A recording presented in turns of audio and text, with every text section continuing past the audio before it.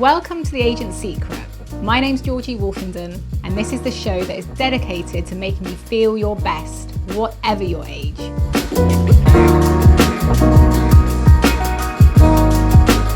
On this episode of The Agent Secret, I'm delighted to be speaking to Dr. Federica Amati, who is a nutritional scientist and expert in women's health.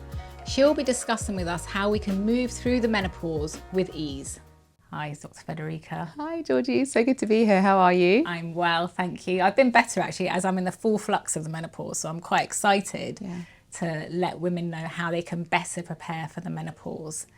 That's what it's all about. And I'm sure you've got lots of clients of this age category who are going through that thing and suffering with various different kind of elements and symptoms. Can you kind of take us into what is the menopause? Yeah. So the menopause is one of those rare medical conditions which is actually retrospectively decided. So the day of menopause is a moment in time, but we only know that you got there a year later because we talk about menopause as being a year after your last period. Mm-hmm. The perimenopause spans the time between when your symptoms start, when all the hormones start fluctuating and we get the symptoms of menopause, until the year after your last period. Yeah. So really perimenopause is the span of time, but the menopause is just a moment in that time. Yeah. And it really varies between women, how they experience this change. But generally, it happens to most women globally between the age of 47 and 51. Mm. In the UK and the US and Australia, it's 51. In countries like India, it's a bit earlier, 47. And we think that's due to genetic factors and environmental factors as well. And I think it's worth noting here that some women will go through menopause because of surgery or chemotherapy. Yeah. And others may go through early menopause. Premature menopause, and that can happen so before the age of 40, and then fewer still before the age of 35, and fewer still before the age of 30. Okay. But it does happen. So it's also worth knowing what the symptoms are in case you are actually going through menopause, but you don't think you're old enough yet. Exactly. Yeah. And what are your clients? What are the main struggles or concerns? The main symptoms. Yeah. So it really, again, it's very personal as to what symptoms you're going to experience. And I always think it's interesting with my clients, I've noticed that women who generally struggled more with PMS or with pregnancy symptoms tend to have stronger menopause symptoms. Yeah. And to me, that makes sense. It's a sign of how responsive your body is to hormone change. Yeah. And the most well-known and sort of well-understood symptoms are hot flashes, anxiety, changes in libido, changes in sleep. Yeah, my sleep's gone off the difficult. You're running on air, basically. I'm running on air, But there's lots of other ones that are less well known, like skin rashes, and also heart palpitations are quite common. Yeah. And they're actually quite scary to experience, especially if you're suffering with heart palpitations and anxiety at the same time. Then you know, one step away from a panic attack, essentially. Yeah. And then there's some women who really don't. Some women have very bizarre symptoms. So one of my clients, her hair went straight. She has curly hair. Okay. And her hair just went dead straight for a year. And then it went curly again. And the only thing she could correlate it to was the hormonal difference. Yeah, the hormonal changes. Okay. So if we think that as women, we have estrogen receptors all over our bodies, in our brains, everywhere. Of course, when the hormones start doing this roller coaster, it impacts every single tissue on our body. Yeah.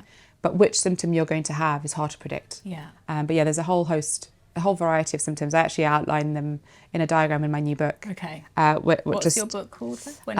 Recipes for a Better Menopause, coming out in October for Menopause Month. So I've got a diagram in there with the most common ones for early perimenopause, menopause and postmenopause. Fantastic. Yeah. So that leads us on nicely. I think women really struggle with what should I be eating? What should I be eating more of? Are there things that you think are really helpful with different symptoms? Yes. So the science on menopause and nutrition isn't amazing. There isn't like a whole lot of science, and that's because investing in science for the menopause is only recent. So it's finally become more of an agenda item.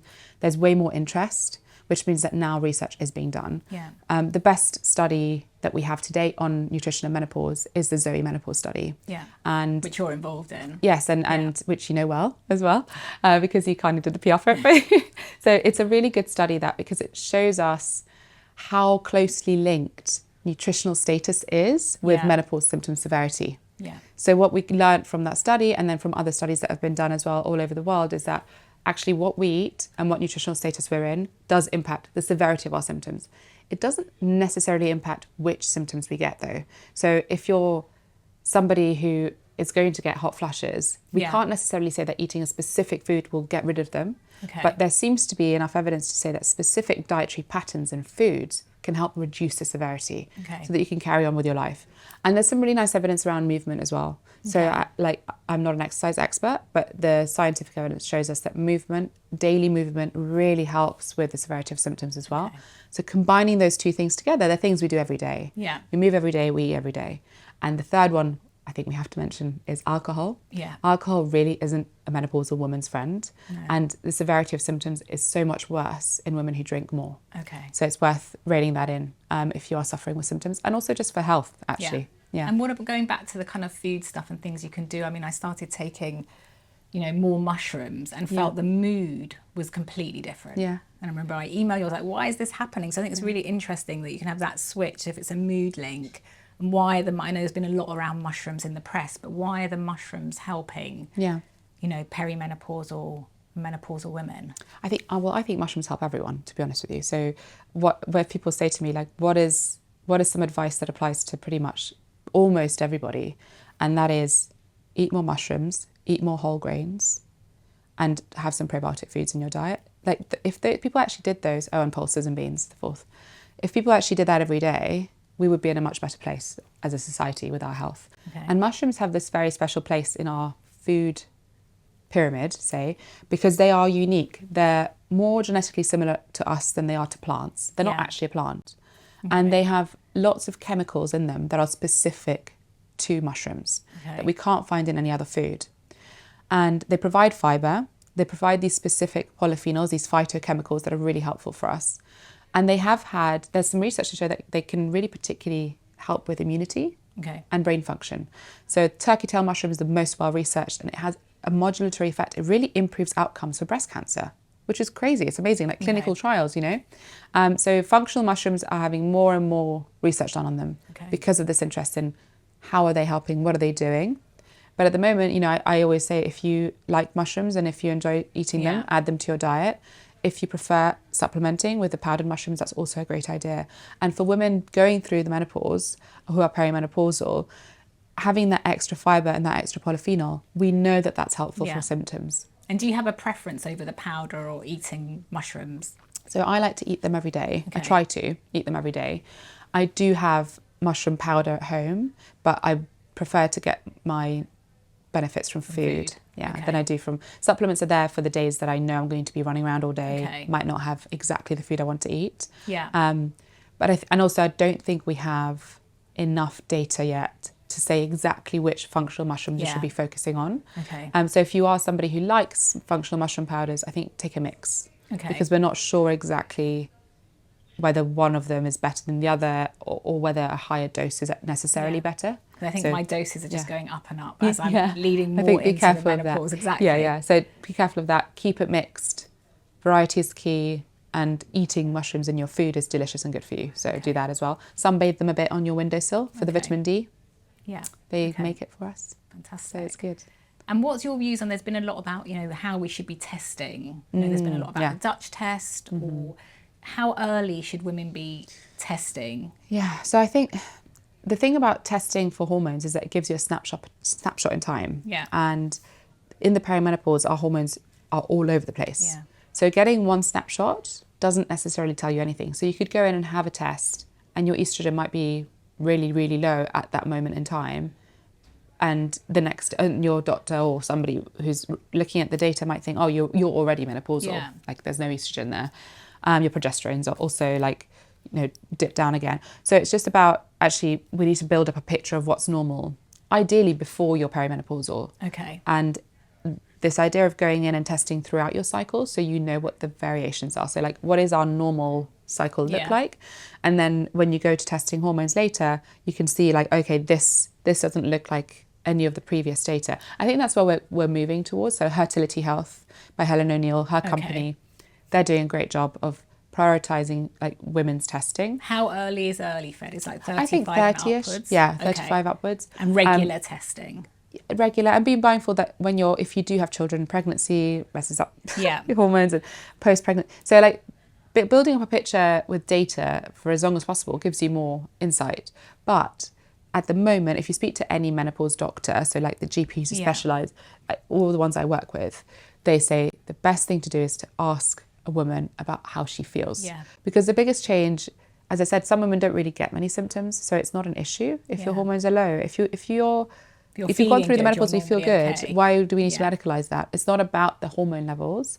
It is about how a woman feels. What is she reporting? What is actually affecting her? That's what's interesting, and that's what we should be basing our decisions on. Rather than the bloods. Rather than the bloods, testing. Yeah. That's I think really the testing can be helpful. And I think also another point to note here is that just because your estrogen, your progesterone aren't what they were when you were 25, like, they shouldn't be by the time you're 50. It's normal at that point. And we don't want to bring women in their 50s to the same hormone levels as when they were 25. Yeah. Biologically, that doesn't make sense. We don't want that. Do we want to maybe, if necessary, if it's medically indicated, if you go into early menopause, there are benefits of having a lower dose of estrogen and progesterone to help protect your bones, to help protect your mental health and your cardiovascular system. If you've had your womb removed, actually that changes as well. So like it's all a balancing act, and it's a really good idea to speak to somebody who's very, very well versed in deciding what's best medically for HRT. But not everybody has to go in it. That is not the only answer to menopause. I think it's difficult as well because every doctor, I've seen so many doctors to look at whether I need HRT, and they all say very different things. So I think that's really challenging for women. Yeah, it is. And I think this is where I think person-centered care is so important. Like, do you want to go on HRT? Is that something you'd like to do? Well, I've got it in my drawer and it's there and it's like calling me. But then all the tests are saying you don't need it. But I want it because I think surely that would be good for my hair and good for my skin. But, I mean, you have great hair and skin. But I think it depends on the person. There's some women I work with, they're like, I'm not interested. I don't want to take it. And I'm like, okay, cool, that's cool. And then some women come to me and they say, I'd like to take it. So I refer them on to a menopause specialist who can prescribe HRT. But I think taking a measured approach and making sure that it's what the person wants. There are, I think it's problematic, people saying that the only solution, the answer is, calling the menopause just an estrogen deficiency. I think that's a bit unhelpful. Because it's gone so the other way now, hasn't it? Whereas before it was HRT and there was that study that maybe was flawed. It was very flawed, And then now everyone's kind of just dishing out loads of estrogen. Dishing it out, even when people don't want it. And I think actually, let's take a step back. Let's look at, we also don't have a huge amount of evidence of women who have taken it for 25 years or so. So if we're all going to start taking HRT at 50 until we're about 100, which are expected life expectancy, right?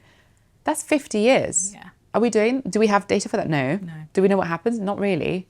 Can we guess? We can, but let's just take it case by case, see how someone feels, and do the best we can with other lifestyle and diet interventions to support our health for like a long and happy life.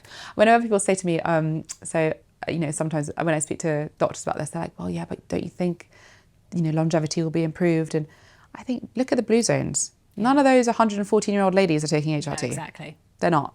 So what's keeping them alive for a very long time isn't their estrogen. There are other things. There are other things that come into play. But if you are one of the people who wants to take HRT and it has a really positive impact on your life, that's great as well. So it's a case-by-case basis, definitely. Isn't it? And year by year and sort of see how you get on. Monitoring it. It's not like I'm taking this amount of estrogen or whatever, it's going to stick to that exact amount. And that should be with any drug, right?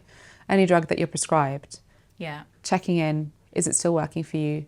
Are there side effects that have cropped up? Has something else changed? I think it's really important to go through that process. A lot of the issues we see in elderly people is from polypharmacy. So this idea that they get prescribed a drug and then a drug to counteract the side effect of the drug and then a drug to counteract the side effect of the drug to counteract it just becomes this a big pill Jenga box. tower. Exactly. So my we have to be mindful mother-in-law's definitely in that category. And that's not good. No. So we need to avoid that. Apply the kind of same thing to that, monitoring how how are you feeling today? Do we need to change anything? Just keep it personal and keep checking up on it and seeing how you're feeling and what the next steps are. And can we get like estrogens from our food? Can we boost, or is that kind of not true? So no, there are phytoestrogens in food, especially soy products, and it's not that it's not true. It's just that how much of that food you have to eat to actually impact your estrogen levels. Okay. But there's nice evidence to say that eating these foods is beneficial. for menopause symptoms. So there might be something going on there, probably through the gut microbiome, which we don't necessarily understand all of. But I think, again, it's so, you know, drinking soy milk or eating edamame, that's all great for us, but it's not going to replace HRT. It's not an HRT. Okay. And similarly, if, you know, husbands or sons or partners, they don't need to worry about eating those foods. It's not going to make them estrogenic. No, exactly. Yeah. Which is another common myth, isn't it? Yeah, exactly. As we're approaching, you know, perimenopause, what should we be doing to prepare to kind of feel better sustainably for the next kind of, you know, 10, 15 years? Yeah, so that's where I am. And this is also why I was very happy to write the book. I was like, this is advice to myself. Yes. I think often women around the age of 35, 40, a lot of us have young kids. A lot of us have careers that we're building, or we have really busy home lives, or all of the above. Very stretched. And we often forget to put our health first. And actually, this is the time to really lay the foundations for a better transition later. The first thing to think about is our body composition. It massively changes after the menopause if we're not aware of it. Okay. So in our 30s, it's still relatively easy to increase our muscle mass. Now, I'm not talking about going to the gym and becoming like the next female Arnold Schwarzenegger. Although, sure, if you want to do that. I'm talking about the skeletal muscle, so that core muscle mass that actually keeps us upright.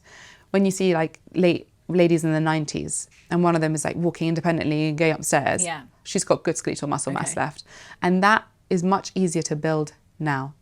You can still build it in your 40s, you can still build it in your 50s, but it becomes more of a maintenance after. So starting with that, so really thinking, okay, have I built my strength up? And how do we start doing that, Fed? What's the... Well, so there's two things. There's regular movement throughout our day, so making sure we're mobile, we're walking around, we're not just sitting at a desk all day and then getting in a car and then sitting at home all day. A lot of people do that. And it's become pervasive in society. We're not really aware that we're not moving around anymore.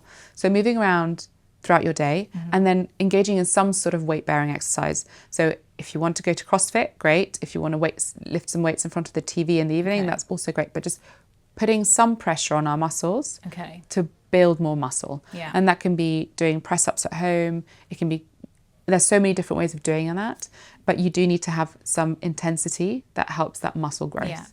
And then the movement. So those two elements. And with our diet, I think we have to remember that the seeds we plant in our 30s with our gut microbiome, with the ability for our metabolism to actually stay healthy. So a lot of women from age 30 onwards, and after the menopause, it's a marked increase, have poorer blood glucose metabolism than men. So our blood glucose control generally isn't great. Not for everyone. There are some women who are very good, but if you're someone who's had type 2 diabetes in the family, or perhaps you had gestational diabetes in pregnancy, you're at higher risk of having poorer glucose metabolism. And what we eat can have a huge impact on whether that becomes a problem, so whether we edge towards insulin resistance and type 2 diabetes, or whether we don't. And I say that because if we can get on top of it in our 30s, then when we do hit the menopause, we're less likely to be insulin resistant. Often it's by the time we're diagnosed with type 2 diabetes, we're already insulin resistant. So, and it's, of course, it's reversible still, but it's much easier if you just don't get there in the first place. So that's something really worth thinking about. And then getting used to eating lots of plants now, when it's hard, when we don't have time, when we have to cook for kids who will only eat beige food and all these other things. But there's more thing pressuring women to eat more meat protein, isn't there, as well, which is, you know, meat protein. That's always been... So it's really interesting. I think the messaging around protein's got a bit confused, right? Most people in the UK and the US eat twice their recommended daily amounts. Like that's just from, we know that from national data. So we already eat more protein than we need to eat. I think the messaging that is helpful is to say, make sure you think about what protein you're eating first. Now I'll add to that by saying, just choose protein-rich plants. Because protein doesn't have to be fish or chicken or beef or anything. It can be those things. But if you're already adding in beans, pulses, lentils, whole grains, mushrooms, nuts and seeds, they contain protein. So it's safe, is it, to take during that period to not have any meat? Well, if you're quite aware of your protein with plants. We can get all the essential amino acids from plants. Now, I will flag that vegan diets are more closely associated with mental health issues, depression, anxiety. So I don't think veganism is the answer for everybody. I do think that if you have plenty of protein-rich plants in your diet, which also means you're getting lots of polyphenols and lots of fiber, which is great. Yeah. And then you're enjoying oily fish, salmon, trout, mackerel. Salmon and trout contain lots of iron and B12 too. Okay. So they're actually really good options. Eggs are amazing. Don't get me started on eggs. Nature's multivitamin. They have everything apart from vitamin C. But also I think really you surprised. crave eggs actually in this period love as well, eggs. which is weird, isn't it? But they are nutritionally really complete. So there's other foods we can eat. I personally don't eat meat. It doesn't agree with me. And lots of women actually, lots of my post-menopausal clients say to me, I just don't really want meat anymore. Yeah. And that we think could be due to changes in the microbiome. Yeah. and Which you've people spoken find about it before, haven't you? Yeah. The microbiome during that period. So tell us more about the that. Zoe menopause study Yeah. showed that women post-menopausally, their microbiome was so different to premenopausal women that it was actually more similar to the men in the study than to the premenopausal. So there's lots of reasons of why that could be, including that some of our microbes are sensitive to estrogen. Yeah. So when that estrogen falls off a cliff, Yeah. that the microbes suffer. But so there's lots of reasons why we might go off meat, and I think that's fine. Like, stop eating it if you don't fancy it. And if you do eat meat and fish, you only need like a few portions a week. You don't have to have it every single meal. And up our fibre, which we're not doing. Yeah. Now, fibre is something that 90% of us are deficient in. So everyone's really obsessed with protein, and they're adding collagen to their coffee, and they're putting this. Now, actually, on collagen, I will take that back, because there are some very small trials, and I think there'll be more coming out, that show that collagen supplementation after 50 can help with skin elasticity. And definitely hair, because I had half my head of hair before I took the collagen. So I think actually collagen, for some reason, has a good impact on hair and skin, but it's not really, like the protein bit I'm not worried about. Yeah. So supplementing with protein, like most protein powders and most protein bars are full of crap. So you're better off just eating your beans, your legumes, your mushrooms, your nuts and seeds, having good quality eggs and oily fish. Yeah. And then if you like to have some chicken or red meat occasionally, that's fine too. Okay. But no, we need to stop obsessing. It's just that, but I think what is helpful about the protein message is to start your meal, build your meal from the protein-rich plants instead of from your carbohydrates. Because I think often we're like, I'll have a sandwich with something, or I'll have like pasta with something, or we start with the carbohydrates. I never we need to wanted switch the that back. carbs, but now I want that kind of white carb cake. I've never been a cake person. Yeah. But now I want that. It's really weird during this period. It's not weird if you're tired. Yeah. Right? So if we're sleep deprived, one of the biggest effects on our appetite is that we'll crave energy dense foods. Yeah. Because we literally need to hang on to something for dear life. I need the sugar. And also stress. Yeah. So it's a perfectly normal physiological response to want carbohydrates when our cortisol levels are up. Right. Because it helps to dampen the cortisol response. So those things tie in. But knowing that, you can say, okay, I know I'm tired. I know I've been stressed. So I'm going to step away from the cake, because it's not going to satisfy it. And then on the days when you're like, I really just need that croissant. Okay, that's cool. But let's have, some avocado and smoked salmon before your croissant. So you've had some nutritious foods that help support the rest of the things that are going on. And then have your croissant. So adding food into your diet is much more helpful than trying to deny yourselves the things you want. Yeah. Because being in touch with what our body asks for is actually very helpful. More intuitive. We've 100%. lost the intuition sometimes. They haven't. 100%. Everyone's going at a million miles an hour. Yeah. And we don't give ourselves the time to think, do I want to eat this? Why am I eating this? Yeah. Okay, it tastes really great. I'm really excited about it. And then we also have this flip side of diet culture where we'll avoid the croissant, but then we'll get absolutely starving. And before you know it, you're eating like rice cakes, which do nothing for you. Yeah. And then you're even hungrier. And then you get to dinner and you eat like too much. Whatever you can get your hands on, because you haven't eaten enough food. Yeah. So in your book, adding you've got food. loads of lovely recipes, delicious recipes. So Jane Baxter, because I am no chef. I don't do that. I have other strengths, but that's not it. I love cooking for myself, but you know Italians, I just like throw this in, a little bit of that. If anyone asks me any quantities, I'm like, just a sprinkle. So Jane Baxter, who is a brilliant chef, and she does all the Riverford cookbooks. Okay. And she's got a really beautiful restaurant in Devon.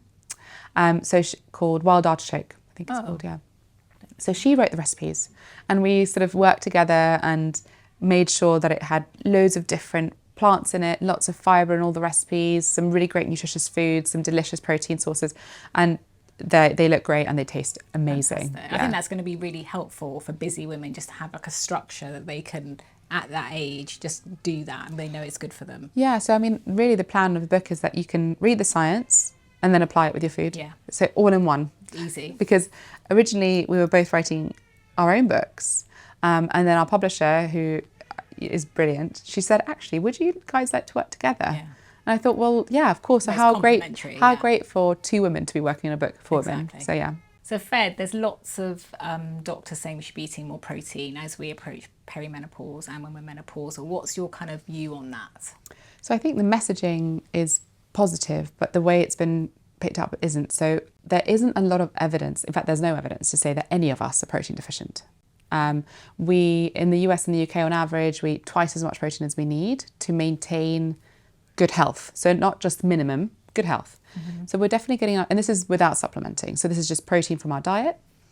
But I think what's happened is that people have taken the message and they think that they have to add more protein into their diet, when really the important thing is to make sure that the protein foods that we're enjoying are a primary focus of our food. So at the moment, people tend to build their meals from the carbohydrate first. So they'll say, I'm going to have rice with, or pasta with, or a sandwich with, and just flipping that over to say, okay, what protein-rich, preferably plants. Okay, so we know that plant protein is much better for us for long-term health than animal protein. So if we can include legumes, beans, chickpeas, whole grains, mushrooms, nuts and seeds, they're all rich in protein. We can get all of the essential amino acids from these foods. Yeah. And does that prevent us then from going for the croissant? You have a bowl of chickpeas, you then don't want the croissant. Well, this idea that actually adding food into our diets, adding food to our plates, displaces the foods that we reach for when we feel starving. Yeah. So I have a lot of clients who come to me and they hardly eat anything. They're so scared of putting on weight with a menopause. They're so worried. That's a big one, Fed, isn't it? It's really big. And so they end up eating things like a rice cake and a date. I mean, I had a client who actually that was what she ate in the mornings until about 2 p.m. Okay. And then she would get to the evening and be absolutely starving. And she noticed that she was feeling a bit off, and she was by no means overweight, but her tone was changing.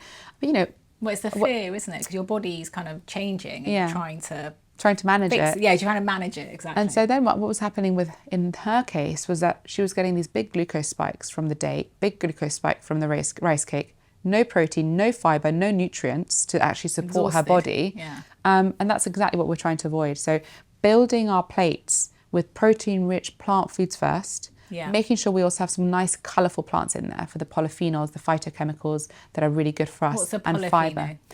They're plant chemicals, so phytochemical, phytogree for plant. So phytochemical just means a plant chemical we know are really good for us. They're anti-inflammatory, but they also support our gut microbiome. So having those on your plate first, and then have your starchy carbohydrates. Of course, we'll still be enjoying those, but try and focus on whole grains. Enjoy those at least every day. Most of us don't have any. I'm not a huge fan of white rice. I just think of all the things, barley is so much better. But no, have it on occasion. But just remember that there are more nutritious options out there that are better for us. The general potato, I'm always thinking, I can't have that, I've got to have a sweet potato. Is that? Well, actually, so interesting. Sweet potato has vitamin A, it has carotene, it has other things, beta carotene. But both potato and sweet potato are starchy root vegetables. But enjoying them cold turns some of that starch into the resistant starch, which is really good for our gut microbiome and causes less of a sugar spike, essentially, when you eat them. So this plant message was lost, I think. And now we have women in their 40s and 50s taking protein supplements and eating protein bars and adding protein left, right and centre and forgetting about fibre, which is the one that 90% of us are deficient in, and we know supports the gut microbiome, and we know reduces the impact of menopausal symptoms. It became out of fashion, though, fibre, didn't it? I think it was kind of... I think fibre, anything that you're trying to say makes you have better poo isn't going to be vogue front. I mean, it might be one day, but fibre is it's a bit of an unsexy nutrient, but it's the only one that most of us don't get enough of. Okay. No one in this country is protein deficient. And if it means that women are now eating a plain chicken breast because they're so worried about their protein and that's their lunch, or it means that they're buying these pretty awful. I'm yet to find a good one on the market. Protein bars that are full of sweeteners and emulsifiers, and I cannot see any benefit in eating them whatsoever. Instead of eating plenty of vegetables and plenty of lovely protein-rich plants, then I think we've missed a trick there. So I think that is the biggest issue with that messaging. It's like, it's true that we need to focus on our protein to make sure we maintain that muscle mass, to make sure that we maintain all the immune function is really dependent on protein. Like, all of our immune system cells are made of protein. I think women are they're just trying to have a quick fix, aren't they? It's like with supplements, and there's so many supplements, for example, women don't know what to take. Yes, so they've got cupboards full of it. I mean, are there supplements that you think really are amazing for, the key symptoms like hot flushes? Yeah, so it's a really interesting question. I think there isn't any evidence to support menopausal supplements as such. Okay. Yet. Okay, so I'm always going to say yet. The one that seems to be bucking the trend, despite me not really understanding how it's doing it, is collagen. So collagen supplementation in women postmenopausally seems to actually improve skin elasticity. So skin looks better, feels better, hair as well. Only really small trials yet. We're not 100% sure if that's going to hold up, but there's a positive trend there. And is there a kind of brand, because I know, this isn't a sales channel, but I tried a specific brand of collagen and it got my hair back to normal. That's good. Are they all not equal? Is there certain collagen certain collagen to go for? Yeah, well, this is where it becomes tricky, because technically collagen is just a bunch of amino acids. So it doesn't even make sense that it should work, because it gets broken down, and then so why is it any better than other? Okay. So I don't know. I don't know if there's like a specific brand or a specific formulation. I think keeping an eye out on what the science tells us as they keep doing more studies on this, and then finding a brand that works for you. So if you prefer liquid, great. If you prefer powder, great. But that is something that has helped, seems to be helping women with their skin and hair. The other thing, as I just mentioned, is fibre. Yeah. We don't get enough of it in our diet. Some people struggle to add fibre to their food. Okay. So sometimes I will recommend a fibre supplement like Indie Body, because it just helps people to get a bit more fibre in their day as they get used to cooking more vegetables, eating more fresh fruit. Do they quite quickly feel better, Fed, once they're having more fibre? Yes. Having a colourful diet? Yes. And all of it? Yeah, yes. They do. So the change is like within 2 weeks you get people that they feel like a different person. Yeah. But that's because it impacts so many things. It impacts our gut health, our mental health. It impacts our ability to stay sharp and focused. It impacts our sleep. Yeah. So sleep, as you've already touched on, is a huge topic, and it's a huge issue for a lot of women. And it's stressful because you're in a cycle that then you're getting panicky about not sleeping. Yeah. And then you're looking at the clock and exactly. No, it's 1 o'clock. Oh my God, 1 o'clock, 2 o'clock, 3 o'clock. The phone really shouldn't be in the room, but it is. Yeah. But then are there things that people can do, obviously like sleep hygiene, but are there any supplements that you've seen that are going to help? Or Yeah, so with sleep hygiene is more important than supplementing. So making sure that you're covering all those bases. Matthew Walker is like my favourite scientist on sleep. He's brilliant. And we know that certain things impact our sleep. So we know alcohol impacts our sleep. We know that caffeine impacts our sleep. So having a coffee after 2 p.m, if you're somebody who struggles to sleep, is probably not a good idea. We also know that the amount of movement you've had that day really impacts your ability to sleep. So if your body's had an opportunity to move throughout the day, you're more likely to sleep well that evening. I can't have any caffeine anymore, literally. I can have maybe 1 decaf in the morning, but even that I'll have like once a month. Yeah. So knowing what works for you as well. I basically am made of coffee. You are Italian, so, yeah, that's after true. all. But so knowing what works, but there are certain things like making sure that you don't do anything stressful an hour before bed, putting your phone away, not watching TV or the news. One of the women I work with who are like, my sleep is all over the place. Okay, what do you do at bedtime? I watch the 10 o'clock news and I go to bed. I'm like, well, the world is pretty stressful, so I'm not that surprised, right? So just these things that might seem obvious, but actually getting them into a routine takes time, and you have to get used to that as a new routine. That's really important. And then with sleep, there are some natural supplements that are shown to help. Worth noting here that actually taking sleeping tablets isn't a good idea for long term, and it doesn't work any better than cognitive behavioural therapy. Oh, that's interesting. So actually, getting some CBT is probably going to be better overall to sleeping tablets. But so what do we know works? So we know valerian root is very efficient with sleep. It actually helps to induce sleep. And we know that tryptophan can help quality of sleep. Now we can get tryptophan from food, but if you like to supplement with something, then something that contains valerian root and tryptophan could be really helpful. Okay. Yeah. That's super helpful. I think that's something a lot of women suffer with. And Yeah. it gets into this cycle that you can't break. Just make it occasional. Just make sure that you're not relying on these products to sleep every night, because that's problematic. So use it to make sure you get that really good rest one night, and then try and implement these daily changes. Yeah. And, you know, there's other more serious conditions like hyperthyroidism that can really impact your sleep. So if it persists and it's something you just can't get to the bottom of, and you've done the sleep hygiene, yeah, get your thyroid checked or get a checkup generally. You know, some clients, one of my clients at the moment, we found out that they're not sleeping well at night because they actually go hypoglycemic in their sleep. Right, okay. So there's lots of different things that could be having an impact. And if the sort of very basic sleep hygiene, nutrition and movement aren't doing it for you, it's worth investigating, because sleep is so important for long-term health. Because my thyroid was a bit down.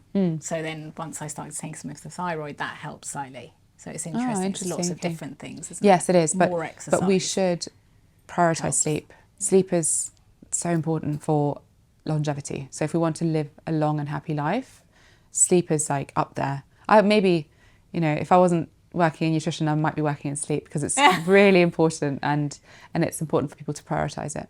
Yeah. Getting a good bed as well. My bed is so comfortable. So is mine. I love my bed. Brilliant. Well, thank you, Fed, for joining us. That was absolutely fascinating, and I hope that helps lots of you out there who will be going through perimenopause and even kind of preparing for the perimenopause. I hope that you have taken something away that will be beneficial. Thanks so much, Georgie.